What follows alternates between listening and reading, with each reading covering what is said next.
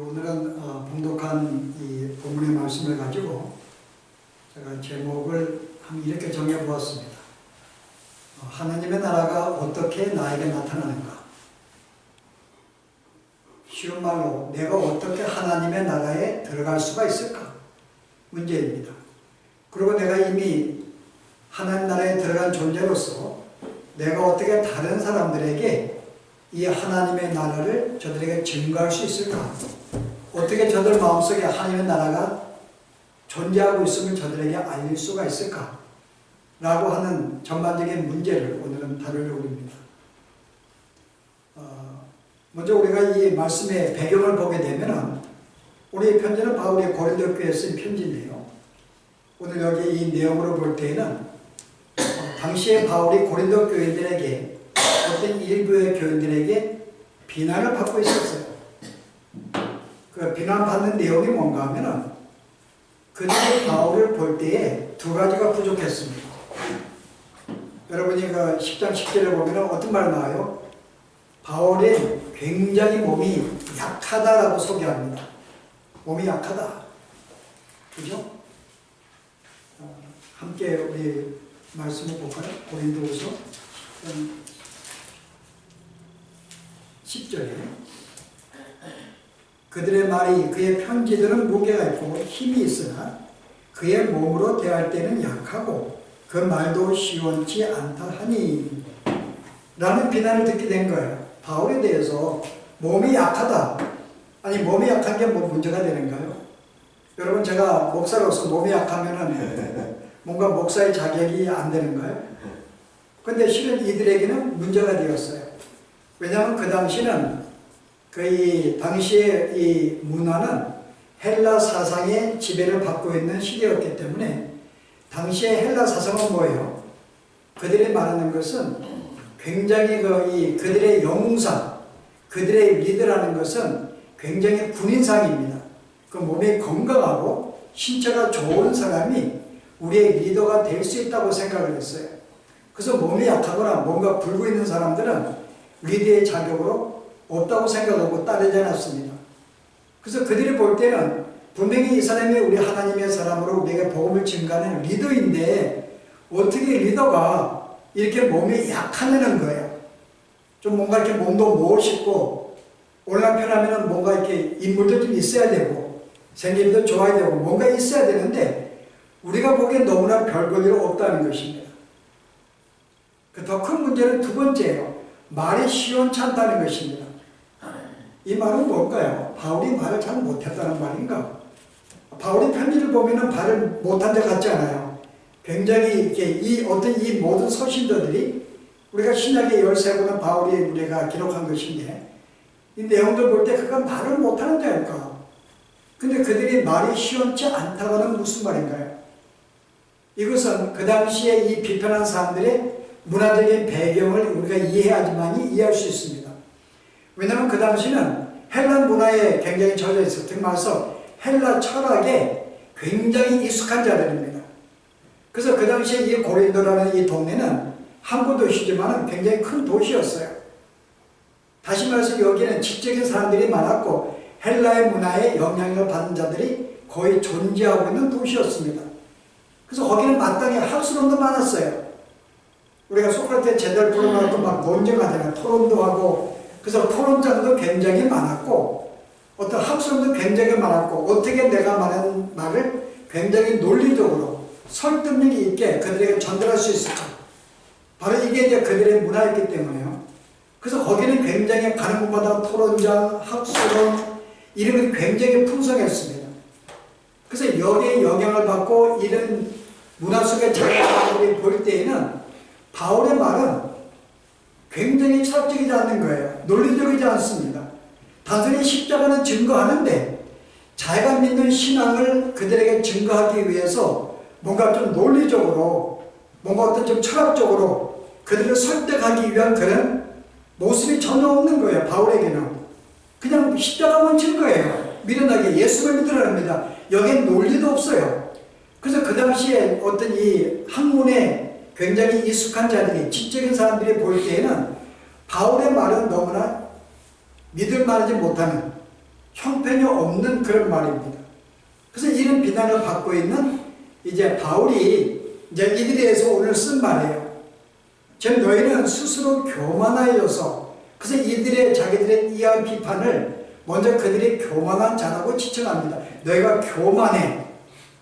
왜냐하면 그들은 자기들이 세운 기준은 뭐예요? 최소한의 리더는 이런 사람, 이렇게 말을 해야 되고 이런 존재가 돼야 되는데, 그들이 세운 기준에 볼 때에는 바울은 기준에 못 미치는 거예요. 그래서 못난 자라는 거죠. 넌 참 못났다 하는 거죠. 쉬운 말로 너는 틀리고 나는 맞다고 하는 것입니다. 나는 맞아. 너는 틀리기 때문에 너는 못난 자야. 그래서 이런 그들의 모습 보고 그들은 굉장히 교만하다 그럽니다. 그래서 우리도 여러분도 종종 우리도 신앙생활을 평가할 때 또 저 사람은 저렇게 예수 믿을 수가 있어.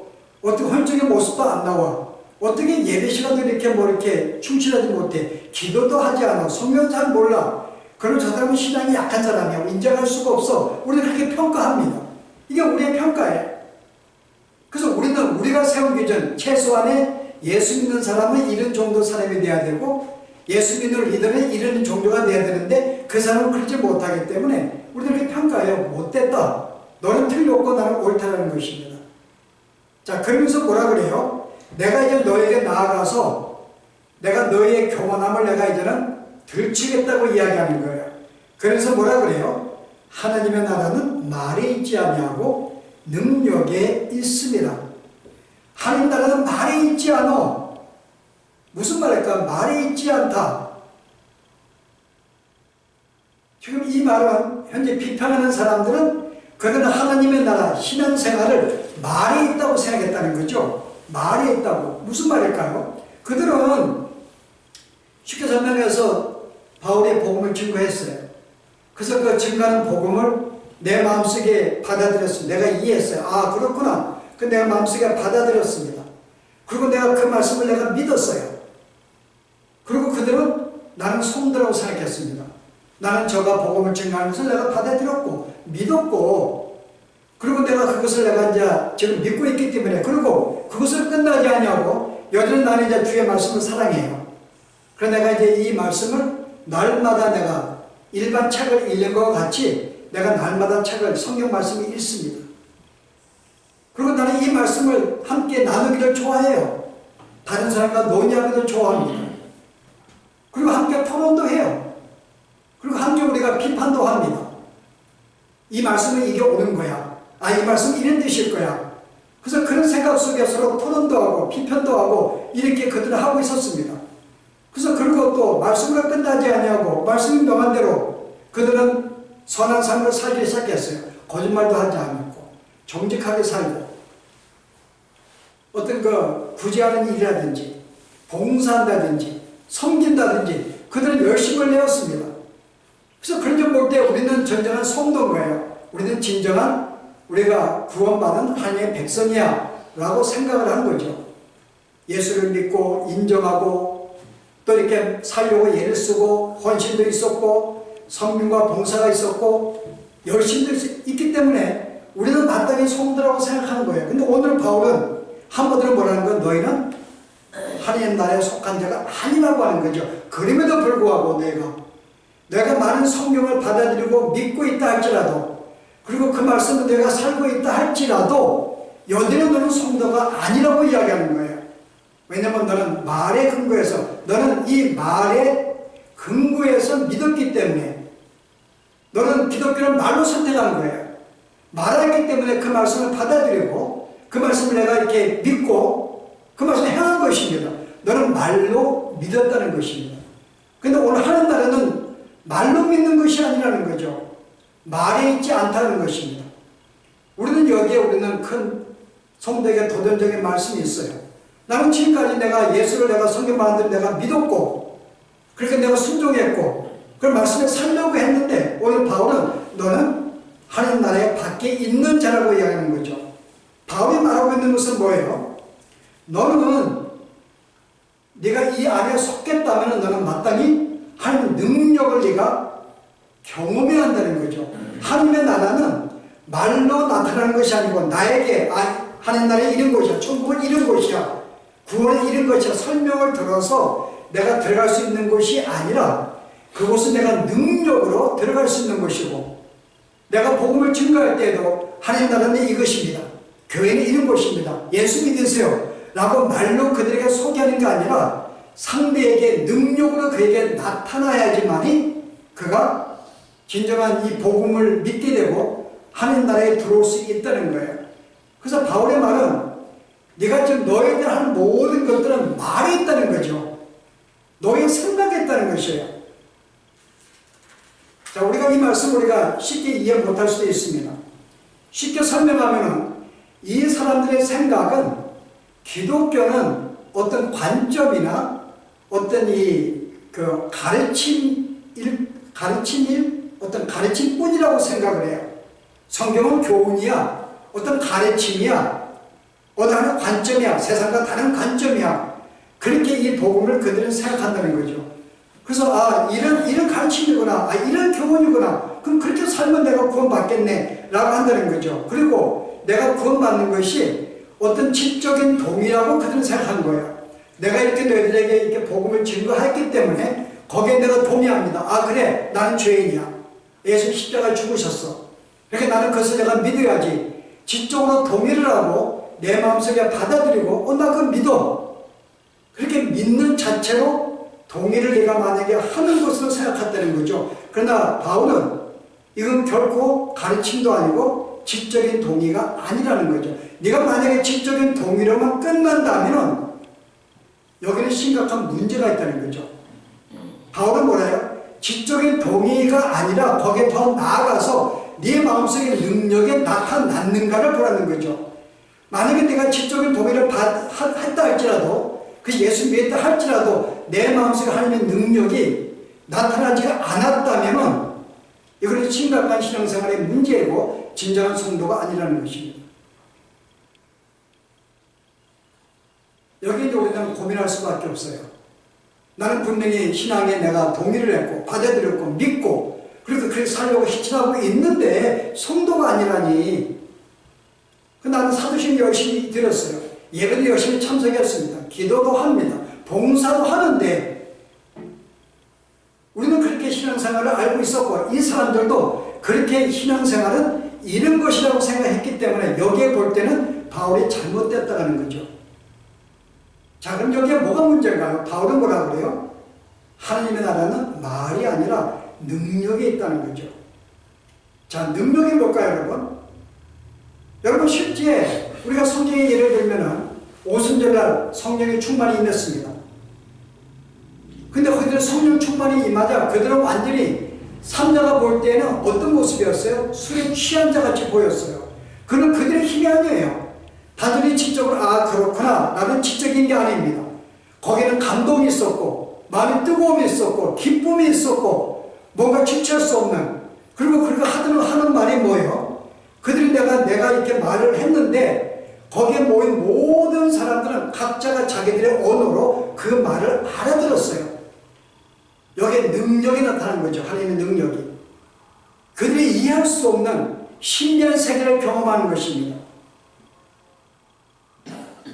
아니, 이 사람들이, 그리고 이제 그 담대하게 성령에 충만해가지고 그 능력을 경험하자. 여러분 어땠어요? 그럼 나가서 담대하게 복음을 증거했어요. 그런데 감옥에 갇혀도 그들은 개의치 않았습니다. 그것 때문에 주저하지 않았어요. 아니, 베드로가 어떤 존재였는가요? 예수님 십자가 달릴 때 3번씩이나 부인했던 존재입니다. 죽을까봐 두려워서. 근데 그런 존재가 성령이 임하자마자 하나님의 능력이 그에게 나타나고 경험하자마자 어때요? 더 이상 그게 문제가 안 된 거예요. 내가 감옥에 죽는다 할지라도 이게 무슨 문제가? 바울이 뭐라고 그래요?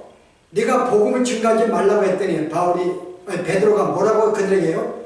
내가 하나님 앞에서 너의 말을 듣는 게 옳으냐? 하나님 말씀을 듣는 게 옳으냐라고 담대히 답변하면서 그냥 감옥에 가는 것도 주저앉았고 복음을 증거했습니다. 여러분, 이게 바로 능력이라는 거죠.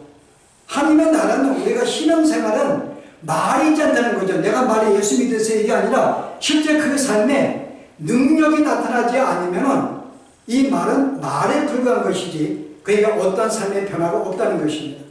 능력이 있는가? 여러분, 실제 성경의 전체가 이런 능력의 이야기입니다. 하나님이 등장할 때에는 말로 등장한 적이 한 번도 없었어요.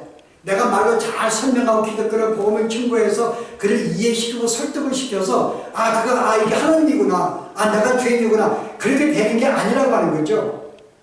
여러분, 왜 그래요? 인간은 하나님 앞에 범죄한 인간, 영적으로 죽은 존재는 자기 지적으로는 결코 거기에 동의할 수도 없고 받아들일 수 없기 때문에 그렇습니다. 우리는 내가 말씀을 잘 증거하고 논리 설명하면은 뭔가 그가 설득을 당해서 예수를 믿을 수 있다고 생각해요. 이게 당시에 고린도 교회 어떤 사람 생각이었어요. 그 좀 논리적으로, 철학적으로 좀 설득력 있게 해야 되는데 어떻게 저렇게 그냥 복음의 전도, 예수 믿으라, 그것만 전할 수 있는지 어떻게 그렇게 믿을 수가 있어? 그래서 그들은 자기들이 잘 설득하고 논리 설명하면은 사람들은 거기에 이해를 하고 받아들일 수 있다고 생각하는 거예요. 근데 바울은 결코 인간의 지식으로는 이 복음을 받아들일 수 없다는 거죠. 첫 번째 뭐라 그래요? 오늘 여기에 너희가 교만하여서, 교만하기 때문에 이 땅의 모든 사람은 교만한 삶을 살고 있기 때문에 결코 이 복음을 받을 수 없다는 거예요. 교만은 뭐예요? 교만은 자기의 지식에 근거해서 그거 잘못된 거야. 여러분, 세상에 복음을 증거하면은 사람들이 뭐라고 반응해요? 그런 게 어딨어? 십자가 달라고 대 죽었다고? 그러면 그런 게 어딨냐? 그리고 과학적으로 볼 때 천국이 어딨냐? 어떤 초자연적인 그게 어딨냐? 죽으면 끝나는 거지. 그 자기들이 가지고 있는 지식에 근거해서 볼 때는 도저히 그들은 받을 수가 없는 거예요. 어떻게 이런 일이 이 땅에서 과학적으로 해명되면 어떻게 예수님이 동력에게 천국의 탄생에 믿을 수가 없죠. 과학적인 근거를 볼 때는 자기들의 지식 스스로가 성경에 말하고 있는 말씀을 그들은 거절을 해요. 믿을 수가 없는 거, 내 지성으로 볼 때는 이해할 수가 없는 거예요. 그래서 그들은 거절을 해요. 그리고 또 이유가 뭘까요? 예수님이 마태복음 13장에 비유로 말씀하실 때 왜 비유로 말씀하니까 예수님이 뭐라고 그래요? 천국은 저들에게는 허락되지 아니한 비밀이기 때문에, 하나님 나라는 비밀이야. 그래서 뭐라고 그래요? 여러분 13장 보세요. 11절에 대답하여 이르시되 천국의 비밀을 아는 것이 너에게 허락되었으나 그들에게는 아니 되었나니, 그들에게 비밀이 허락되지 않았어요. 비밀입니다, 그들에게는. 그래서 그들에게 어떤 증거가 있어요? 14절 보세요. 너희가 듣기는 들어도 깨닫지 못할 것이요 보기는 보아도 알지 못하리라. 비밀이기 때문에 내가 지성으로는 아무리 하고 싶어도 영적인 세계는 비밀이에요. 그래서 그들은 내가 아무리 성경을 내가 읽는다 할지라도, 그 말을 듣는다 할지라도 감지 구별을 깨달을 수가 없습니다. 그들이 이해할 수가 없어요. 그래서 그들은 받아들일 수가 없는 거예요. 이게 비밀이기 때문에. 또 하나의 이유는요, 여러분 15절 보세요. 어떤 이유로 그들이 이 지적인 동의를 할 수 없는지, 이 백성들의 마음이 완악해져서, 여기 완악했다는 말은 뭔가 이 기름이 끼었다 그 말입니다. 기름이 끼었다. 뭔가 어떤 이 굳은 살이 배겼다 그 뜻입니다. 이들은 굳은 살이 베꼈어요. 그 내가 심장에 굉장히 지방이 많이 기름이 끼면 작동을 제대로 못합니다. 내가 그런 상태가 되어서 그 귀는 듣기에 둔하고 눈은 감았으니, 누가 눈을 감은 거예요? 여기에 귀는 내가 닫고 눈을 감은 존재는 누굴까요? 듣는 사람들이에요. 마음이 완악한 사람이 내가 눈을 감아버렸어요. 그럼 뭐라고 그래요? 이는 감은 이유가, 이는 눈으로 보고 귀로 듣고 마음으로 깨달아 돌이켜 내가 고침을 받을까 두려워합니다. 혹시 내가 저거 듣고 나도 혹시 변화가 안 될까, 그게 걱정이 되어서 처음부터 그냥 눈을 감고 그냥 귀를 닫아버린 거예요. 그 이유가 뭐, 그게 바로 이 다른 말로 편견입니다. 편견은요, 앞에 교만은 그도 어떤 성경도 듣고 알고 있어요. 뭔가 지식적으로 알고 있습니다. 그거를 근거로 못 믿겠다는 거죠. 과학적인 지식을 가지고 못 믿겠다는 건데, 여기는 처음부터 들을 생각도 안 해요. 그거 잘못된 거야. 처음부터 기독교? 그거 잘못된 거지. 그들은 성경도 모르고 아무것도 알지 못하고 무조건 그냥 잘못됐다고 편견 속에 이야기하는 거예요. 그 이유가 뭘까요? 저들의 마음이 굳은 살에 배어서 기름겨 가지고 작동을 못하기 때문에. 물론 우리가 성경은 저들이 왜 마음이 완악하게 됐을까? 물론 죄로 말미암아. 특별히 육체적인 삶에 치중하여 사는 사람은 영적인 세계를 몰라요. 먹고 사는 문제, 이런 문제에 몰두한 사람들은 그런 일로 기름이 끼었기 때문에 그런 눈으로는 절대 영적인 세계를 볼 수 없다. 그 결과로 그들은 편견받게 되었고 그냥 기독교는 잘못된 거야. 그래서 어떤 사람들은 성경도 전혀 모르면서 그냥 그들은 무조건 기독교는 잘못되었고 없다고 이야기를 합니다. 저는 이런 이유들로 일반적인 지적인 것으로 결코 동의할 수 없다고 성경은 이야기해요. 그걸로 구원을 받을 수가 없다고 이야기합니다. 절대 복을 받아들일 수 없고 하나님을 들어올 수 없다고 이야기하는 거예요.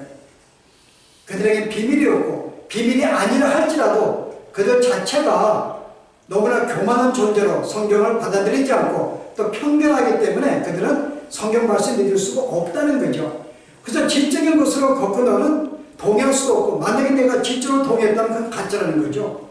동의할 수 없는 거기 때문에 받아들일 수 없는 거기 때문에 그래서 여기는 마땅히 받아들일 수 한 가지의 방법은 그 능력의 문제라는 거죠. 하나님 능력이 너에게 임했는가를 보는 거예요. 여러분 우리가 모세 시대 볼 때 이스라엘 백성이 어떻게 출급했는가요? 그들의 능력으로요? 그들의 힘으로? 아닙니다. 그들은 노예들이었어요. 탈출할 힘이 없습니다. 그런데 하나님이 그들에게 능력을 보여주었어요. 그 땅에 어떻게 10가지의 재앙을 하나님이 내려주었습니다. 그들은 능력을 경험했어요. 그 능력으로 그들의 마음은 녹아버렸습니다. 그리고 그들이 그 능력으로 말미암아 마지막에 피를 발랐을 때 피를 바른 집안도 죽지 않습니다. 그렇지 않는 자들은 죽임을 당했어요.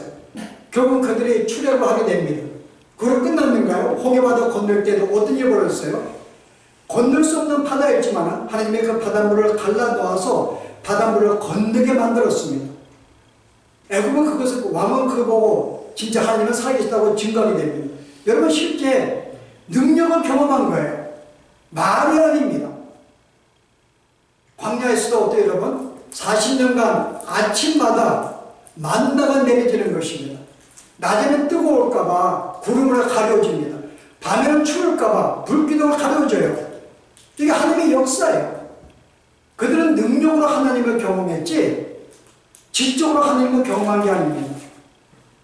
단순히 그러니까 우리가 하나님에 관하여 아는 것은 의미가 없는 거예요. 하나님을 알아야 여기 하나님을 안다는 것은 경험인 거죠. 능력으로 경험한 자만이 그를 알 수 있는 거지 하나님에 관하여 설명한다고 지적으로 동의할 수 없다는 거죠. 예수님의 탄생도 마찬가지입니다. 그가 천국에 탄생했어요. 하나님의 능력이죠. 어떻게 천국에 가능해요? 그가 말씀을 증거할 때에 사람들이 어땠는가 반응이요? 단순히 한 예수님은 말씀을 그냥 지적으로만 이야기하신 분이 아니에요. 누가복음 6장 보실래요? 주의 말씀을 들은 자들의 반응이 어땠는가? 여러분 6장에 7장인가요? 7장. 7장에 이 대제사장과 바리새인들이 예수님을 미워가지고 그를 잡아오라고 부하들을 보내었습니다. 그랬더니 이 아랫사람들이 예수님을 잡으러 갔는데 그때 예수님은 설교하고 있었어요. 말씀 나누고 있었어요. 근데 이들이 그 말씀에 너무 빠져가지고 다시 돌아오는 거예요. 그랬더니 뭐라고 그래요? 44절 보세요. 45절에 아랫사람들이 대제사장들과 바리새인들에게 오니 그들이 묻되 어찌하여 잡아오지 아니하였느냐? 아랫사람들이 대답하되 그 사람의 말하는 것처럼 말한 사람은 이때까지 없었나이다. 말하는 게 단순히 말이 아니라 그 말에는 뭔가 힘이 있었고 내가 거기에 감동을 받고 설득력이 있고 그냥 단순히 말이 아니었다는 거죠. 지금까지 이렇게 말한 사람이 없었다는 것은 여기 하나님의 능력이죠. 어떤 능력이 나타나는 거예요. 단순히 말이 아닙니다. 그리고 이 사도들이 성령의 충만을 예수님과 십자가에 달려서 죽으신 다음에 다시 그가 부활한 것도 단순히 부활로 제자를 본 게 아니라 40일 동안 계시면서 많은 사람들이 보여서 이 모든 것들 하나님의 능력으로 나타난 것이죠. 그 다음에 그가 말씀을 가르친 게 아니죠. 이 땅에 3년 계시면서 계속 죽은 자도 살리시고요. 기복으로도 특이하고 눈은 장님 특이하고 수많은 이적을 행했습니다. 그때 예수님이 그 이적을 행하면서 뭐라고 이야기해요? 누가복음 11장에는 뭐라고 이야기하죠? 내가 만약 하나님의 손을 힘입어 귀신을 쫓아내고 내가 병을 고치고 능력을 나타낸다면 하나님의 나라가 이미 너희에게 임한, 이게 하나님 나라가 증거한 우리에게 임한 증거라는 거죠. 내가 말로 증거하는 게 아니라 이런 역사를 통해서 하나님 나라가 나타났음을 증거하는 것입니다. 우리가 어떻게 하나님을 증거할 수가 있는가? 내가 말로 너 예수 믿으라, 너 죄인이야, 이게 그들이 믿을 수 있는 게 아니라 능력으로 그들에게 이 복음을 증거해서 그 마음속에 능력이 나타나지 아니하면은 그럼 믿을 수가 없다는 거죠. 근데 이런 능력이 나타나면 이미 하나님 나라는 이미 너에게 임한 존재로 가는 것입니다. 여러분, 사도들은 어땠는가요? 여러분, 사도들은 어부들이 없고 잘 배우지 못한 존재들이었어요. 근데 그들이 성령의 충만이 임할 때 그들이 말하는 것도 놀랍지만은 그들이 이제 가는 곳마다 어떤 역사가 벌어져요?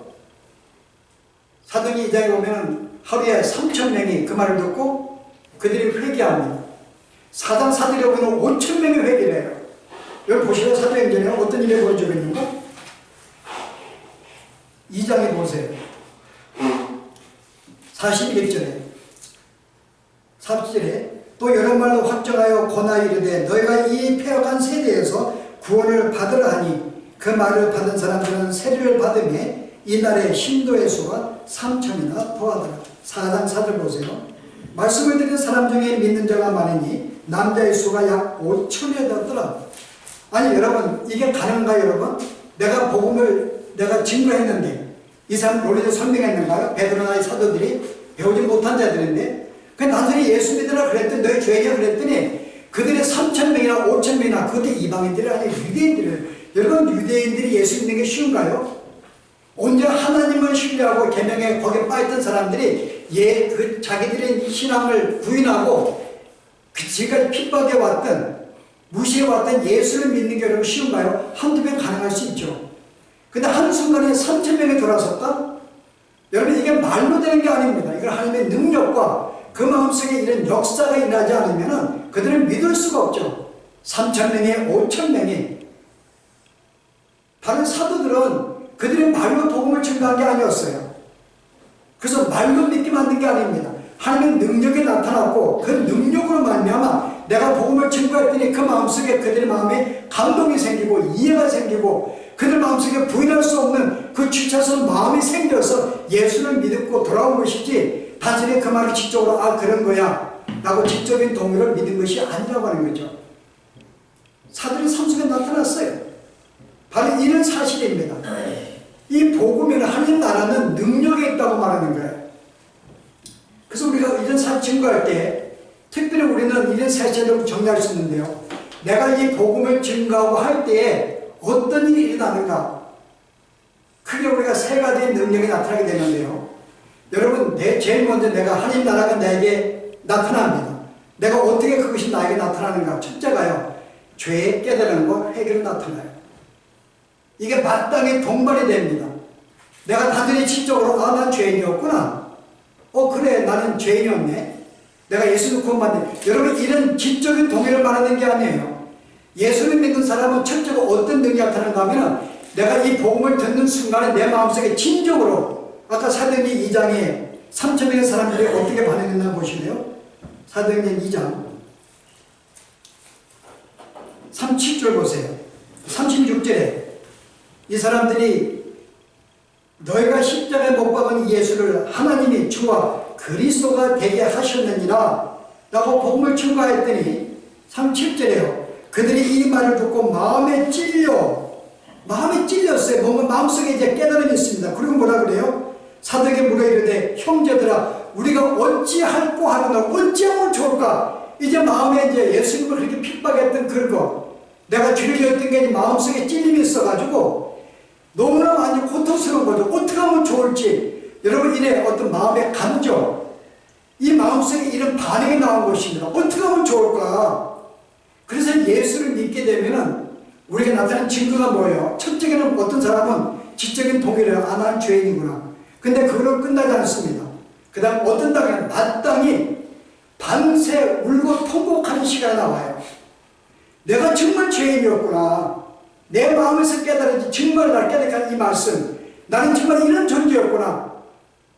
그 나를 사랑하시다는 주님이. 그리고 나를 구하신 하나님께 진짜 감사한 마음이 생기고 여러분 이런 마음으로 너무나 기쁘고 감사하고 여러분 이런 시간들을 여러분 한동안 보냅니다. 그 진정한 회개가 나오는 거예요. 이런 걸 가졌냐고 묻는 거예요.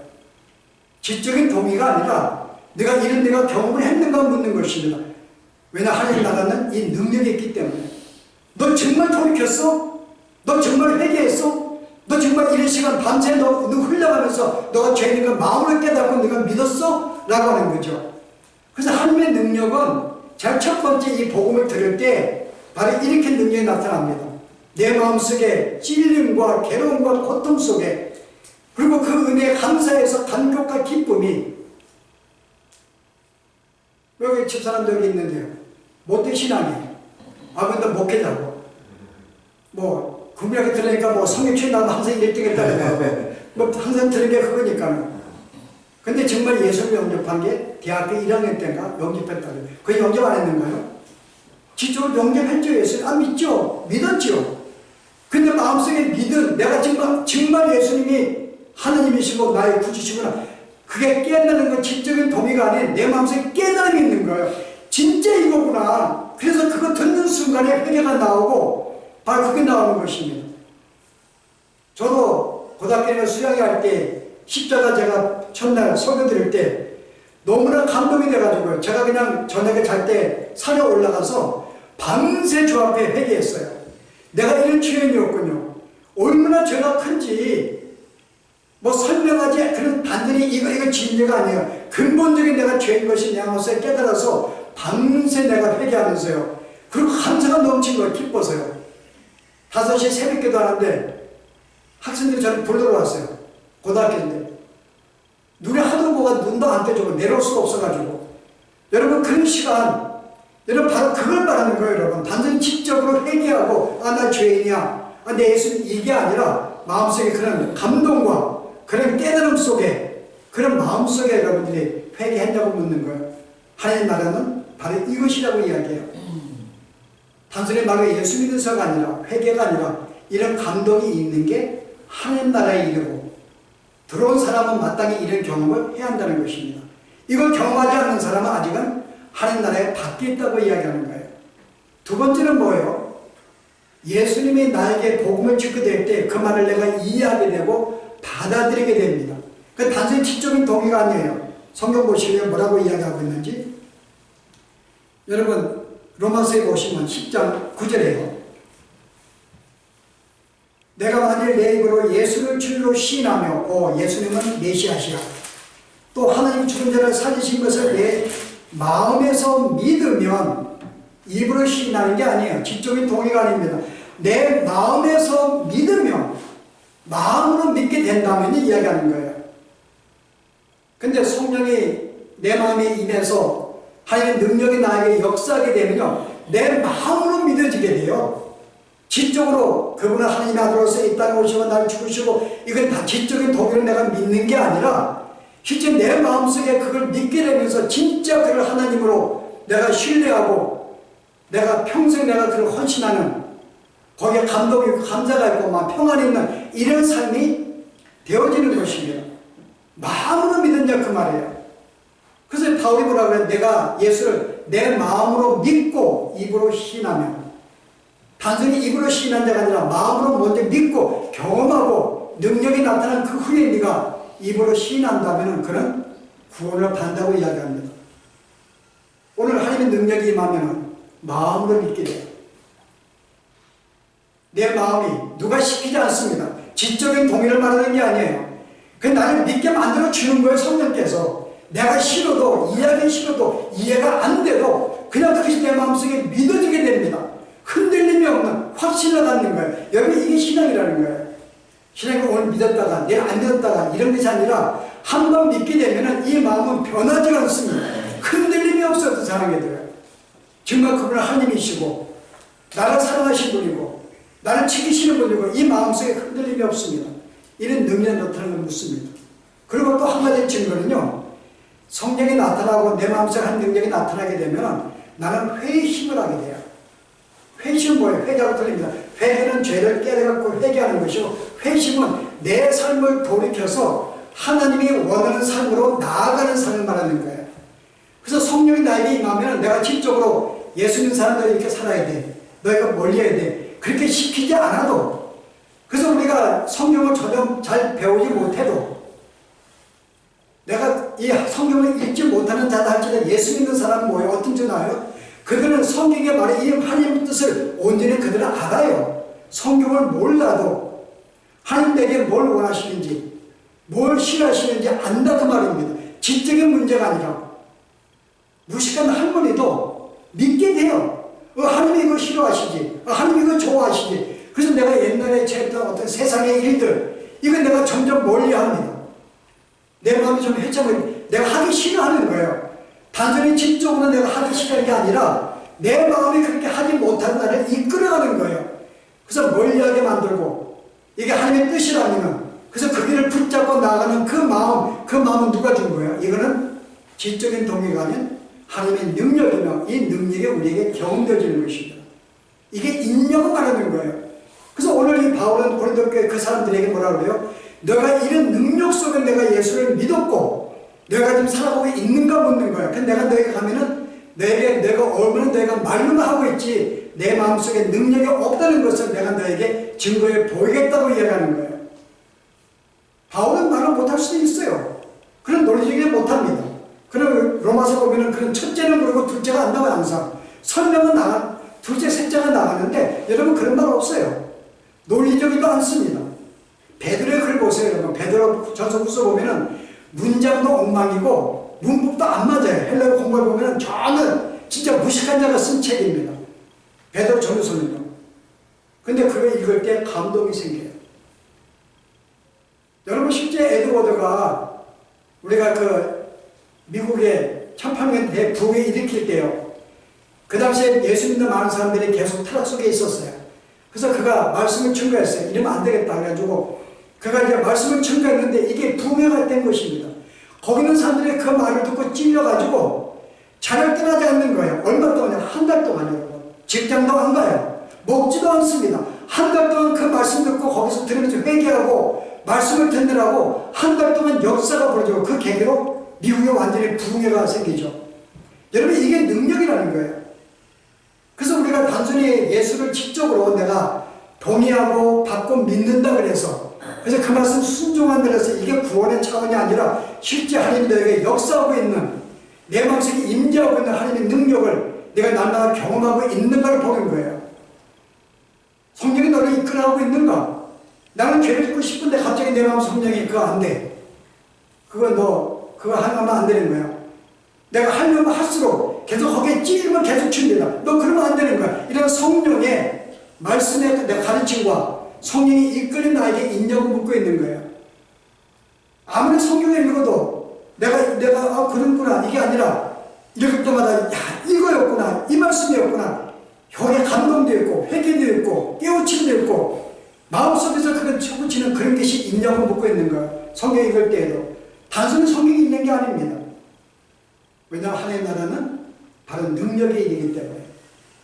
그래서 오늘 바울은 하나님의 나라는 말에 있지 않아. 내가 숨을 아름다운 미사역으로 쓴다 할지라도 그거를 믿을 수 있는 게 아니야.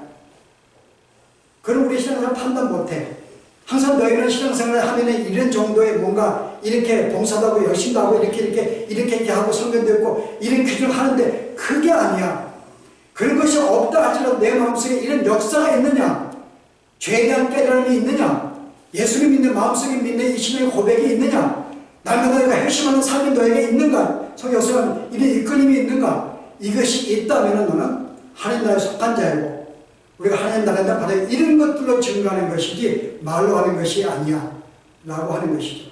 다시 우리가 이 말씀을 보면서 내가 지금 어떤 모습을 살아가고 있는가, 정말 내가 하나님의 능력으로 내가 경험하고 살아가고 있는가, 아니면 단순히 말로만 지적인 동의를 가지고 예수를 믿고 행하는 것이 아닌가 다시 한번 깊이 생각하시면서, 그러나 우리가 예수 믿게 된 것은 하나님의 능력으로 될 줄 알고 여기에 감사하면서 또 기뻐하는 우리의 삶이 되길 바랍니다. 기도하십시오. 오늘 다시 한번 하나님 나라가 어떠한 곳인지 저도 알게 하신 하나님, 주님 그렇습니다. 우리는 지난날에 어떤 이들은 단순히 지적으로 내가 그것을 이해하고 받아들이고 믿고 그렇게 행하면 내가 구원받은 자로 생각하였는데 오늘 주의 말씀, 우리는 어떤 지적인 동의가 아니라 내 마음속에 하나님의 능력이 나타났는가, 이런 것을 경험하고 있는가, 날마다 성령의 이끌림 속에 있는가를 저희들이 생각하며 우리가 이제부터는 다시 한번 우리의 신앙을 돌이키면서 우리가 순간순간마다 하나님의 이끌림 속에, 그의 인도하심 속에 주님을 온전히 섬기며 살아가는 저희들이 될 수 있도록 주님 인도하여 주시옵소서. 예수 이름으로 기도합니다. 아멘.